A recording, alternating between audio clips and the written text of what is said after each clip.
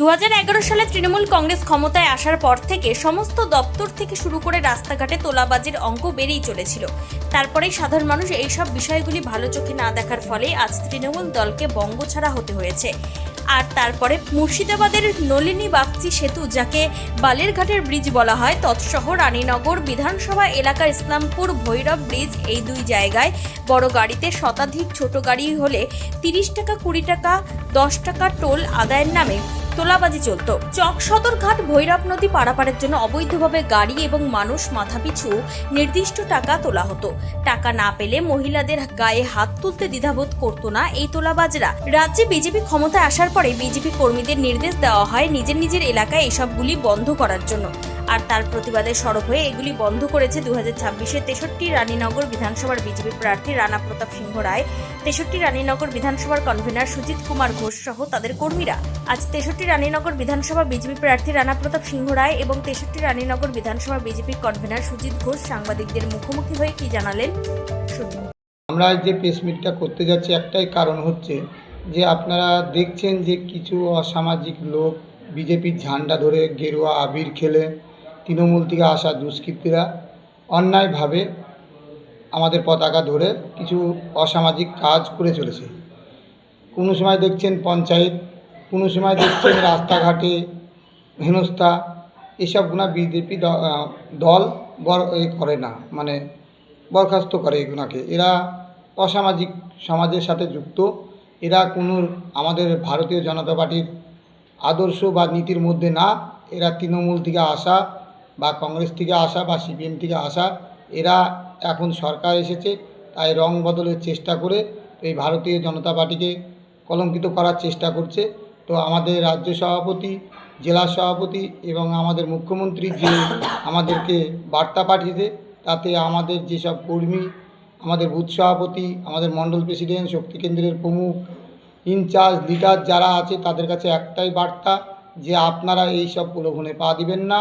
এই সব মানুষ দেখতে পেলে আপনারা তখনই এদের কাছ থেকে পতাকা নিয়ে নেন এবং তাদেরকে আমাদের দল থেকে বের করুন। কেন এরাই অশান্তি সৃষ্টি করছে, এরা মানুষের মধ্যে বিভ্রান্ত তৈরি করছে। দেখুন, এই ইসলামপুর যে টোল প্লাজাটা আছে সেটা বীরভূম দুবরাজপুরের কোনো একটা নাম, শেখ টাইটেলটা পেয়েছি, নাম পাইনি। ওনার কাছে ডকুমেন্টস দেখতে গেলে কোনো অথরাইজ নাই। উনি একটা ফালতু একটা কাগজ করে নিয়ে এসছেন, ভুয়ো কাগজ। উনি নিয়ে এসে এখানে বলছে যে ইসলামপুর থানা নাকি এই টাকা তুলছে, রাত্রিবেলায় বালির গাড়ি দাঁড় করিয়ে টাকা নিচ্ছে। এটা একটা ওখানকার যে দাঁড়িয়েছিল ওনাকে আমি চিহ্নিত করেছি, কিন্তু নাম জানি না। ওনাকে আমি জানি কিন্তু নামটা জানি না। সেই ব্যক্তি আজকে আমাকে দাঁড় করিয়ে বলছে যে দাদা, এই টোলটার যে টাকাটা, বালির টাকাটা উঠে থানায় দেয়। থানায় কোন অফিসারের কাছে? বড়োবাবুর কাছে। বড়োবাবুকে দেবাশিস ঘোষ। এর নামটা পুরো চলে আসছে সামনের সারিতে। রাত্রি 10টার পর থেকে টোল তোলা হচ্ছে, কিন্তু দিনের বেলায় যে বাস লরি যাচ্ছে এই টোলগুনা বন্ধ আছে। এর জন্য আমরা তো ওখানে ছেলে রেখে এসেছি। এবার যদি হয় সেটা আমরা আরও স্টেপ নিব, পদক্ষেপ নেব। তার মধ্যে আপনারা আটা দেখতে পেলেন চক সদরঘাট, যেটাকে আমরা বারবার বলে এসেছিলাম এটা ভুয়ো, এটা কোনো সঠিক না, এর মেয়াদ শেষ হয়ে গিয়েছে। তার জন্য এখানে বলা হচ্ছিল যে শ্যুট করে দেবো, হ্যানা করে দেবো। আমাকে অনেক হুমকি দেখানো হয়েছিল। সেই কাগজটা আপনাদের সামনে এখনই পেশ করব যে আমাদের কাছ থেকে একটা অথরাইজ এসছে যে ওই ঘাটে আর কোনো কিছু চলবে না। অনৈতিক কাজ মানে টাকা তোলা, দুষ্কৃতী হামলা, এসব আর চলবে না। একটা মহিলাকে হেনস্থা করেছে, তার ভিডিও আছে আমাদের কাছে, সেই ভিডিওটা আপনাদের সামনে আমি পেশ করব। পরবর্তীতে পদক্ষেপ কি আছে আপনাদের?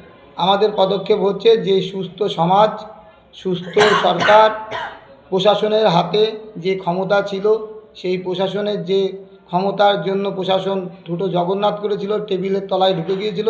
মুখ্যমন্ত্রী যে জিনিসগুলো করিয়ে গিয়েছিলেন মমতা ব্যানার্জি, সেটা থেকে প্রশাসন তার নিজের ভঙ্গিমায় নিজের দায়িত্বশীল কাজ করবে।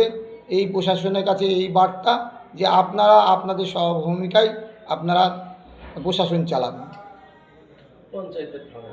পঞ্চায়েতের ভাঙনটা আপনারা দেখতে পেলেন। বিগত দিনে আমরা দেখেছি যে পঞ্চায়েত এখানে বিজেপির কয়েকটা সিট জিতেছিল, তারা তৃণমূলে চলে যায়। তারা চলে যাওয়ার পর এখন করছে কি, এখন বিজেপি সরকার এসছে, বিজেপির নামে কলঙ্ক করতে তারা এখন উঠে পড়ে নেমেছে যে বিজেপি নাকি অনাস্থা ডাকছে। এখানে বিজেপি অনাস্থা ডাকবে না, বিজেপি কোনো পঞ্চায়েত ভাঙবে না।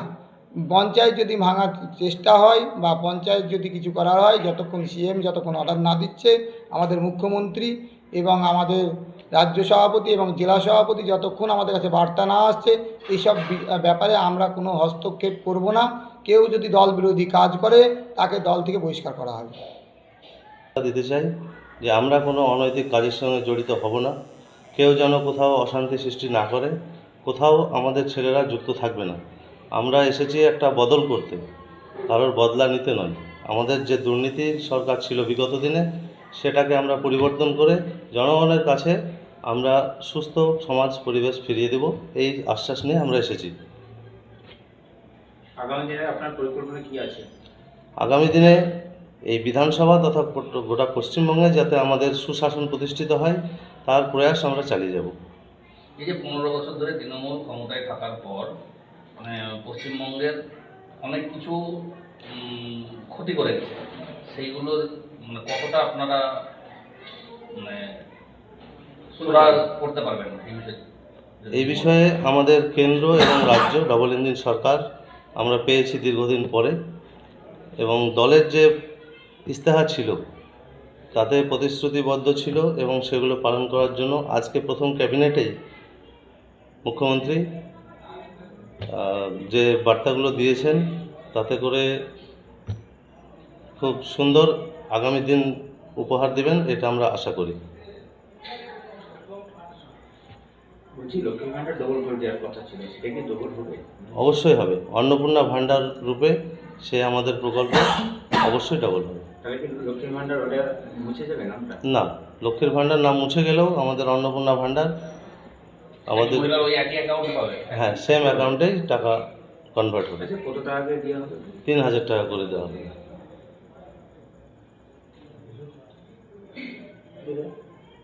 তাহলে সমস্ত যে প্রকল্প ছিল রাজ্য সরকারের, সেই রাজ্য সরকার প্রকল্পগুলো থাকছে, তাই তো? হ্যাঁ, কোনো প্রকল্পই বন্ধ করার পক্ষপাতী ভারতীয় জনতা পার্টি নয়। আমাদের মুখ্যমন্ত্রী সেটা আজকে পরিষ্কার ভাষায় জানিয়ে দিয়েছেন। এটা কতদিনের মধ্যে চালু হবে? অলরেডি আজকে আয়ুষ্মান ভারত প্রথম পদক্ষেপ, এবং চাকরির যে বয়সসীমা নষ্ট করে দিয়েছে মমতা ব্যানার্জির সরকার বিগত দিনে, বেকার যুবকদেরকে রাস্তায় বসিয়েছে। এসএসসির মতো পরীক্ষা পদ্ধতিকে 15 বছরে দুবার করেছে, তাও দুর্নীতিতে ভরা। 26,000 চাকরি বাতিল হয়েছে অলরেডি, আপনারা সেটাও জানেন। তো সেই জায়গায় এই সরকার এসে প্রথম আমাদের মুখ্যমন্ত্রী আজকে প্রতিশ্রুতি দিয়েছেন যে বয়সের সীমা 5 বছর বাড়িয়ে দেওয়া হবে। মুর্শিদাবাদ থেকে রতিন সিংহ রায়ের রিপোর্ট, টাইমস 14 বাংলা।